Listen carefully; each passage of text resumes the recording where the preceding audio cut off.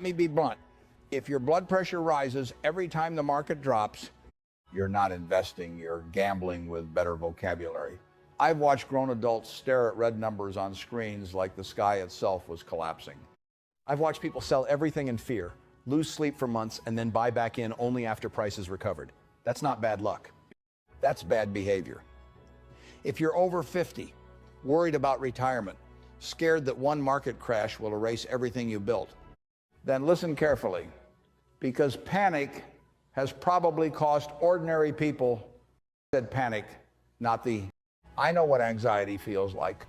You work for decades, you save what you can, maybe you skip vacations, maybe you say no to things you wanted because you were trying to be responsible. Then suddenly the market drops 20%, 30%, sometimes more. Now fear starts whispering in your ear.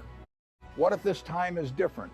What if I lose everything? What if I waited too long? And suddenly, after 30 years of patience, you're tempted to make a permanent decision because of a temporary emotion. I've seen this movie too many times. People tell themselves they're being careful, but fear disguises itself as wisdom. Fear sounds intelligent. Fear says protect yourself. But sometimes what people are really protecting themselves from is temporary discomfort. And discomfort, my friend, is part of the price of admission. You want long-term returns? Then occasionally you must tolerate short-term stupidity from the world. That's how this game works. Here's what I learned after decades of investing. Crashes, recessions, headlines, panic, bubbles, and enough bad predictions to fill entire libraries. The market is emotional. I don't have to be. By the end of this conversation, I want you to understand something simple but powerful. Why panic destroys wealth, why calm thinking quietly builds it, and how I trained myself to stop reacting emotionally when everyone around me was losing their minds, because I didn't become successful by predicting. I became successful by learning how not to jump out of the boat every time waves appeared. Here's a simple sentence I learned. I stopped confusing movement with danger.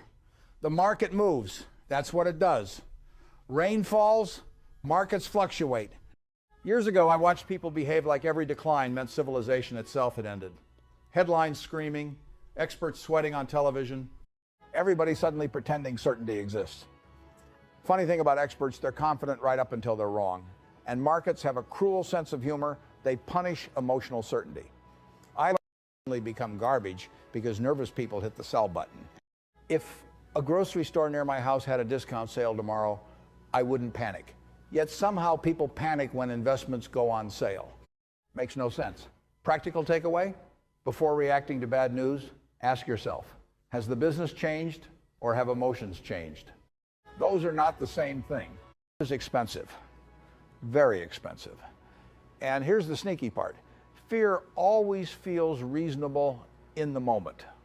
I remember periods when markets looked ugly. People convinced themselves disaster would last forever. You know what they forgot? Human beings solve problems. Businesses adapt. Economies stumble, recover, stumble again, recover again. The world has been ending every few years, according to somebody on television. Still here, still moving, still growing. I learned something uncomfortable. Most people suffer twice. First, they suffer emotionally, imagining disaster. Then they suffer financially because they acted on that emotion. That's a terrible bargain. If you panic sell during fear, you lock temporary pain into permanent loss. Practical takeaway? When fear shows up, pause. No dramatic decisions, no emotional selling, no doom scrolling at midnight pretending anxiety counts as research. Give yourself time. Fear hates patience. Let me say something slightly annoying. Headlines don't pay your bills. Assets do. People obsess over market noise because it feels productive. Watching scary financial news for 6 hours feels responsible. It isn't. It's entertainment disguised as information. I focused on productive assets. Businesses earning money, businesses serving customers, businesses with durable economics. Because while everybody else obsessed over fear, I obsessed over fundamentals. Ask yourself, time, that matters. Not whether nervous strangers online are screaming. Markets reward ownership. They punish emotional spectatorship. Practical takeaway? Own things that make sense to you. If you cannot explain why you own something in plain language, you probably shouldn't own it. Complexity often hides confusion. Nobody likes hearing this. Comfort is expensive. Real wealth demands emotional discomfort. I've seen people abandon good plans because uncertainty made them nervous. Listen carefully. You cannot demand certainty and exceptional long-term returns at the same time. Impossible. Markets move because uncertainty exists. If investing felt perfectly safe every day, returns would shrink dramatically. The reason opportunity exists is because people panic, and panic creates bargains. I learned to become emotionally boring. No drama, no emotional roller coaster, no desperate attempts to outsmart every headline. I sat still. That sounds simple. Simple is not easy. Practical takeaway: build a system you trust before panic arrives. Because fear is a terrible time to invent strategy. Wrong. Things rarely feel safe at the right time. The funny part? People often buy when optimism is expensive and sell when fear creates opportunity. Feelings are unreliable investors. Calm thinking matters more. Maybe, maybe not. Age matters less than planning.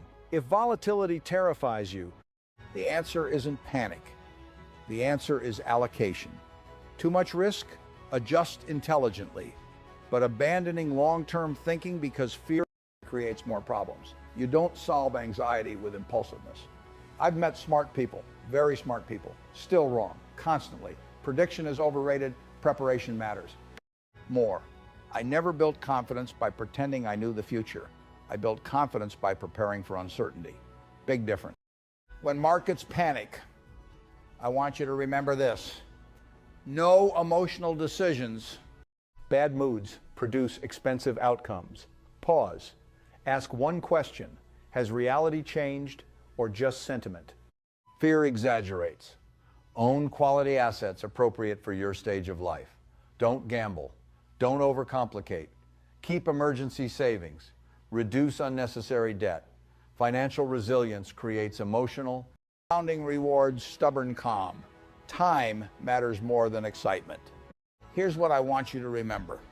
The market never frightened me as much as human behavior frightened me.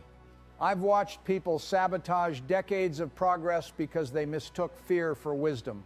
I ignored panic because I understood something simple. Temporary uncertainty is not permanent destruction. The world stumbles, people panic, headlines scream, and yet patient ownership quietly keeps working in the background. If I learned anything after a lifetime around money, it's this. I didn't build confidence by knowing what would happen. I built confidence by refusing to panic when nobody else knew what would happen either. And if you want more of my hard lessons without the sugarcoating, subscribe and don't miss the next one.